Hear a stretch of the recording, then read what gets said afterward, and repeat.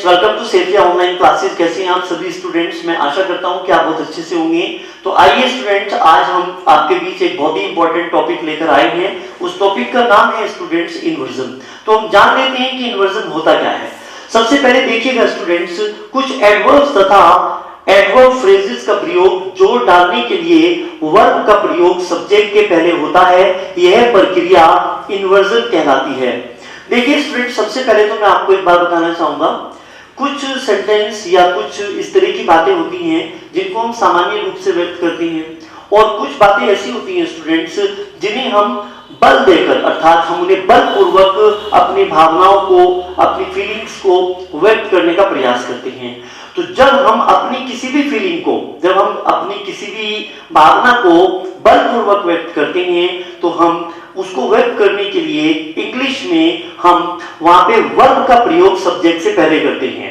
तो जब हम किसी भी सेंटेंस में, याद रखेंगे, जब हम किसी भी सेंटेंस में वर्ब का प्रयोग सब्जेक्ट से पहले करते हैं और उस सेंटेंस को बलपूर्वक व्यक्त करते हैं, तो वो प्रक्रिया हमारी ग्रामर में इन्वर्जन कहलाती है। देखिए स्टूडेंट, जैसे कि मैंने नॉर्मली सेंटेंस आपसे बोला कि मैं जा रहा हूं, तो मैंने यहां पे कहा आई एम गोइंग। अगर मैं कह रहा हूं मैं जा तो रहा हूं, तो यहां पर इस सेंटेंस को मैं बलपूर्वक कहना चाहता हूं। मैं अपनी इस बात को, इस फीलिंग को मैं बलपूर्वक व्यक्त करने का प्रयास कर रहा हूं स्टूडेंट्स। तो यहां पे देखिएगा आई एम गोइंग, तो ये हमारा सेंटेंस नॉर्मल है। और अगर हम इस बात को बलपूर्वक कहना चाहेंगे तो हम इस प्रकार कहेंगे गोइंग आई एम। तो यहां पे गोइंग आई एम में आपने देखा होगा स्टूडेंट्स, गोइंग को आपने यहां पे सब्जेक्ट से पहले लिखा है। इसका मतलब ये सेंटेंस आपका यहां पर इन्वर्जन के नियम से बनाया गया है, अर्थात इसकी अभिव्यक्ति यहां पर बलपूर्वक की जा रही है। देखिएगा student, example, hardly had I reached my college when it started raining. इस सेंटेंस में स्टूडेंट यहां पे आई सब्जेक्ट से पहले मैंने हैड हेल्पिंग वर्ब का प्रयोग किया है, मेन वर्ब का प्रयोग मैंने सब्जेक्ट के बाद किया है। इसका मतलब यहां पर इस सेंटेंस को मैंने बलपूर्वक व्यक्त करने का प्रयास किया है।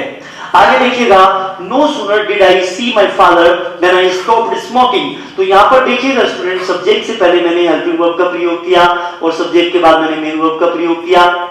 इसका मतलब इस सेंटेंस को भी मैंने बलपूर्वक, इस सेंटेंस के माध्यम से मैंने अपनी भावना को बलपूर्वक व्यक्त करने का प्रयास किया है।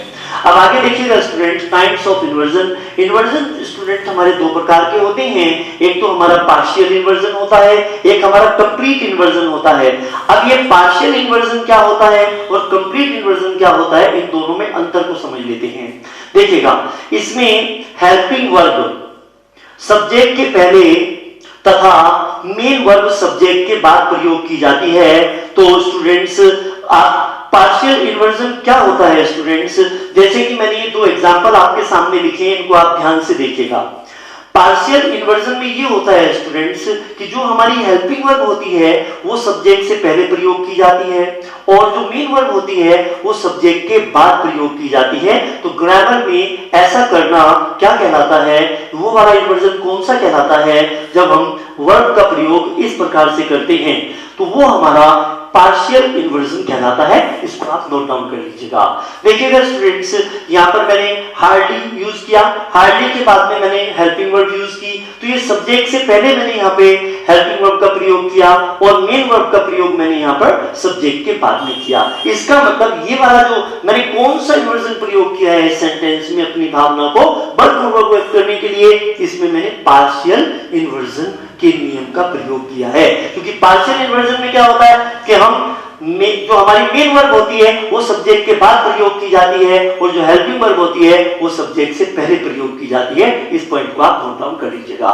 जैसे कि स्टूडेंट्स यहां पे देखिएगा, hardly had I entered my office when I saw some strange object. तो कहने का मतलब ये हुआ स्टूडेंट्स, यहां पे एंटर्ड हमारी मेन वर्ब है, ये सब्जेक्ट के बाद आई है, और यहां पे हैड हमारी हेल्पिंग वर्ब है, सब्जेक्ट के पहले आई है। इसका मतलब इस वाक्य के अंदर पार्शियल इन्वर्जन का प्रयोग किया गया है। दूसरा देखिएगा, कंप्लीट इन्वर्जन क्या होता है स्टूडेंट? कंप्लीट इन्वर्जन ये होता है स्टूडेंट, इसमें मेन वर्ब या helping verb plus main verb दोनों सब्जेक्ट के पहले प्रयोग की जाती हैं। एग्जांपल देखिएगा, अप वेंट मोहन। अब यहाँ पे मोहन सब्जेक्ट है और यहाँ पे वेंट आपकी मेन वर्ब है, तो इसको हमने सब्जेक्ट से पहले प्रयोग किया है ना। और यहाँ पे देखिएगा, जबकि ऊपर वाले सेंटेंस में देखिएगा हमने सब्जेक्ट से पहले यूज की थी हेल्पिंग वर्ब और सब्जेक्ट के बाद यूज की थी हमने मेन वर्ब। और इसमें क्या होता है कंप्लीट में तो मेन वर्ब हो या हमारी हेल्पिंग वर्ब हो, हम दोनों की दोनों क्रियाओं को ही, या तो अगर हमें अकेली वर्ब यूज करनी है मेन वर्ब तो भी हम सब्जेक्ट के पहले करेंगे, और अगर हमें दोनों वर्ब का प्रयोग करना है तो हम दोनों को ही सब्जेक्ट से पहले प्रयोग करेंगे। जब हम किसी भी सेंटेंस में, बस लेंगे, जब हम किसी भी सेंटेंस में मेन वर्ब या helping verb plus main verb दोनों को सब्जेक्ट से पहले प्रयोग करते हैं तो ग्रामर में ऐसे इन्वर्जन को कंप्लीट इन्वर्जन कहा जाता है। तो आई होप दोनों में अंतर समझ में आ गया होगा आपके। तो यहाँ पे देखिएगा, just outside the gate was standing a beggar. तो यहाँ पे देखिएगा स्टूडेंट, ए बेगर आपका सब्जेक्ट है और यहाँ पर जो स्टैंडिंग आपकी मेन वर्ब है और वॉज आपकी हेल्पिंग वर्ब है। तो मैंने यहाँ पे हेल्पिंग वर्ब और मेन वर्ब दोनों को ही सब्जेक्ट के पहले प्रयोग किया है। तो ये कौन सा प्रकार मैंने इन्वर्जन का प्रयोग किया है? कंप्लीट इन्वर्जन मैंने यहाँ पे प्रयोग किया है। और ऊपर वाले वाक्य में यहाँ पे देखिएगा, मैंने हेल्पिंग वर्ब को सब्जेक्ट से पहले और मेन वर्ब को सब्जेक्ट के बाद में प्रयोग किया है। मैंने उस सेंटेंस में पार्शियल इन्वर्जन का प्रयोग किया है। तो देखिएगा स्टूडेंट्स, अप, वेंट, मोहन, यहाँ पे मैंने सब्जेक्ट से पहले मेन वर्ब प्रयोग की है। Just outside the gate was standing a beggar, मैंने यहाँ पे मेन वर्ब और हेल्पिंग वर्ब दोनों को एक सब्जेक्ट से पहले प्रयोग किया है। तो ये मेरा कंप्लीट इन्वर्जन कहलाएगा।